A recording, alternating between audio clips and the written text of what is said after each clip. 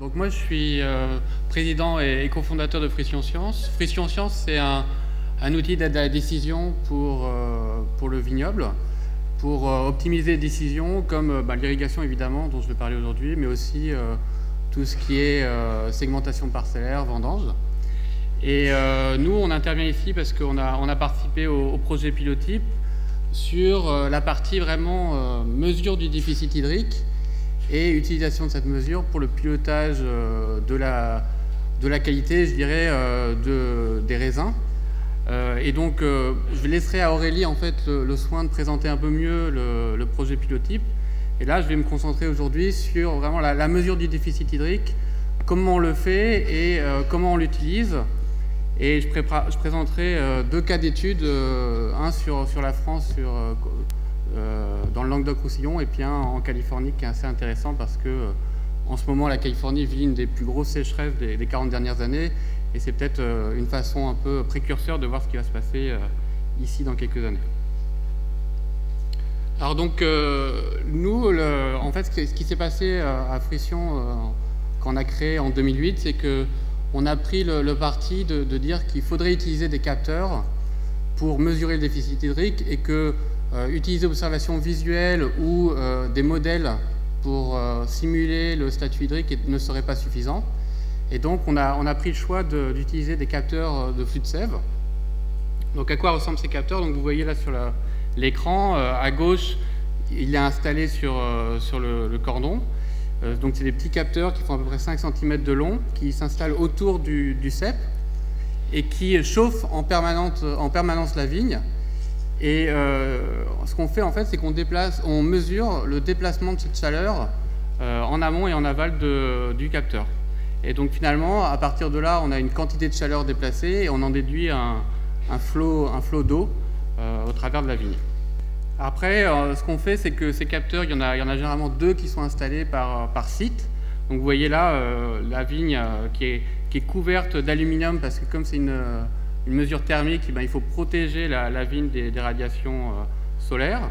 Et puis un data logger au milieu qui est fait pour en fait récolter l'information et après envoyer la donnée en temps réel sur un réseau, un site internet, qui permet après de relayer l'information pour que vous puissiez l'accéder en temps réel ou en temps quasi réel, et avec une information continue bien sûr. Donc alors, quelques mots sur... je vais avoir quelques slides là sur la théorie pour que vous compreniez bien comment ça marche. Donc là, ce qu'on voit, c'est en orange en fait la demande climatique. Donc ça, c'est calculé, c'est l'ETP, calculé avec la station météo. Donc c'est une valeur qui dépend du soleil, de l'humidité relative, de la température et du vent, et qui est exprimée en millimètres par heure. Donc c'est en gros, pour une culture, je dirais, modèle comme un gazon, c'est la quantité d'eau qui est transpirée par la plante à tout moment. Et en fait, en gris, vous avez la transpiration mesurée par nos capteurs de flux de sève de façon horaire. Et donc vous voyez que sur une journée normale, où on a un maximum de demande climatique au midi solaire, donc vers 14 h, la plante en fait suit cette demande en représentant une fraction, puisque la vigne n'étant pas une culture continue, elle ne transpire jamais ou quasiment jamais le maximum demandé par l'environnement. Alors ce qui était intéressant avec cette mesure, c'est que ça revient un petit peu à demander si la plante a soif. Donc ce qui va se passer, c'est que si vous considérez là que vous avez une demande constante, et que donc ces courbes, c'est la transpiration, donc la réponse de la plante, ce qui va se passer, c'est qu'au début, quand il y a une quantité maximum d'eau dans le sol, on a une réponse maximale de la plante, donc c'est la courbe verte, on atteint un pic au midi solaire, et puis après ça redescend avec le soleil. Et puis au fur et à mesure où le déficit hydrique va s'installer, donc au fur et à mesure où il y aura de moins en moins d'eau dans le sol, il va y avoir deux choses qui vont se passer. D'abord, le maximum va diminuer, et ensuite l'heure à laquelle le maximum est atteint va être de plus en plus tôt. Parce qu'en fait, ce qui se passe, c'est que la plante, au fur et à mesure qu'elle détecte qu'il y a moins en moins d'eau dans le sol, elle ferme les stomates plus tôt dans la journée, pour arriver finalement sur des niveaux de stress élevés où la plante se ferme au maximum, mais bon, c'est pas un système clos, hein, donc il y a toujours de l'eau qui sort, ce qui explique que la transpiration n'est pas nulle. Ce qui est intéressant avec cette mesure, contrairement à des mesures, à des modèles ou à des mesures d'humidité du sol, c'est que ces transpirations mesurées vont vraiment dépendre du cépage. Donc on va avoir des comportements très différents entre une Syrah et un Grenache, la Syrah étant généralement plus consommatrice d'eau, et donc ça on va le voir directement sur la courbe. Alors après, ce qui est clair, c'est que cette mesure de transpiration n'est pas suffisante pour prendre des décisions d'irrigation. Donc à partir de cette mesure, il faut calculer ce qu'on appelle le déficit hydrique. Donc schématiquement, le déficit hydrique, c'est juste un ratio entre la transpiration réelle et la transpiration, je dirais, potentielle ou maximale, qui est en fait la quantité d'eau que l'environnement demande à la plante. Donc en considérant qu'il n'y a pas de déficit hydrique. Donc c'est ça qu'on appelle l'indice de déficit hydrique, donc le T sur Tmax. Et donc nous, on considère que à 100%, il n'y a pas de déficit, 70%, on est autour de déficit modéré, et puis quand on est en dessous de 40%, c'est des déficits qui commencent à être sévères. Donc comment on calcule cette valeur, ce déficit, cet indice de déficit? Il nous manque le Tmax. Et donc là, c'est mon seul slide avec des équations. En fait, ce qu'on sait, c'est que le Tmax, c'est un coefficient de culture, donc le Kc, fois la demande évaporative, le Tp. Et donc, il faut retrouver le Kc pour après calculer le Tmax. Et en fait, ce qu'on fait, c'est qu'on utilise nos capteurs, puisqu'on sait qu'en début de saison, généralement, il n'y a pas de déficit hydrique, donc la transpiration est égale à la transpiration maximale. Et donc, à ce moment-là, on peut calculer le coefficient de culture. Donc, par exemple, en 2014, on a calculé le coefficient de culture en juin, parce que c'était à ce moment-là qu'il y avait le moins de déficit hydrique. Et donc ce qui est intéressant, c'est que du coup, vous avez votre coefficient de culture qui peut évidemment changer année après année. Par exemple, cette année, dans le Languedoc-Roussillon, sur le pourtour vers Narbonne et Pézenas, vu le peu d'eau qu'on avait eu en hiver et au printemps, on avait des coefficients de culture beaucoup plus bas parce que la surface foliaire était moins développée. Donc clairement, ça c'est quelque chose qui change année après année. Alors donc du coup, qu'est-ce qu'on obtient? On obtient ces courbes-là. Donc en vert, c'est la demande évaporative. En rouge, c'est la transpiration de la plante.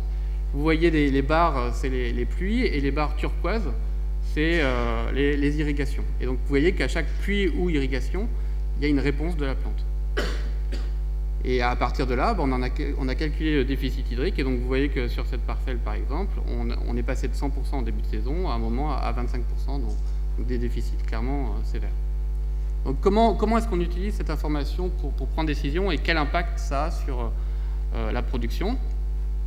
Donc là, je vais vous montrer un cas d'étude en fait, d'une parcelle où en 2010, la question était est-ce qu'il faut irriguer la parcelle? Donc on a installé relativement tardivement et on a vu que très rapidement, en fait, dès le début de l'installation, on est passé de 80% de déficit, enfin d'indice de déficit, à 20% au début du mois d'août. Sachant que là, il n'y a aucun symptôme visuel, hein. C'est de la Syrah et là, en début août, elle avait l'air nickel. Et puis les symptômes sont arrivés un peu plus tard. Mais là, on voit donc qu'on a vu un déficit qui a chuté, enfin un indice de déficit qui a chuté, et avec, je dirais, une plante qui a un encéphalogramme un peu plat tout le mois d'août et le mois de septembre. Donc à partir de là, on s'est dit que c'était sans doute important d'installer l'irrigation. Et puis on a eu 2011, où, comme vous le savez, dans la région, il y a eu quand même pas mal d'eau. Et donc, malgré le système d'irrigation, on n'a pas pu utiliser l'irrigation puisqu'on a eu assez d'eau. Et donc, on a eu un petit peu, je dirais, une courbe de référence parce que finalement, ce qui était intéressant sur 2011, c'est que cet utilisateur a pu voir que non seulement au niveau objectif de production, le rendement était là, mais qu'en plus, au niveau qualitatif, c'était bien meilleur, bien plus désirable que 2010. Et donc ça, 2011, ça a été notre courbe de référence. Et donc à partir de là, en 2012, il a pu appliquer l'irrigation pour se rapprocher de 2011 et essayer donc du coup de mieux piloter sa production, augmenter les rendements et la qualité. Et donc vous voyez que ce qui est intéressant en 2012 par exemple, c'est que le déficit était beaucoup plus précoce, mais que grâce à l'irrigation, il a pu vraiment éviter de se rapprocher trop de 2010. Et puis après, en 2013, il s'est passé à peu près la même chose et la courbe de 2014 est très similaire. Et alors donc là, ce qui est intéressant, c'est quel est l'impact sur la qualité et le rendement. Donc là, je vous ai montré en abscisse, en ordonnée, c'est la quantité de sucre par B. Donc c'est pas la concentration, c'est la quantité de sucre par B. Et donc vous avez l'évolution de la maturation là-dessus entre juillet et le mois de septembre. Et donc vous voyez que 2010 sort de là parce que vraiment un rendement plus faible, et qualitativement, comme je vous le disais, c'était vraiment sous le standard au niveau qualité. 2011 a vraiment un rendement très intéressant et une qualité intéressante. Et vous voyez qu'avec l'irrigation, en 2012, il a pu vraiment suivre ce qui s'est passé en 2011. Et puis 2013, un millésime un peu plus tardif.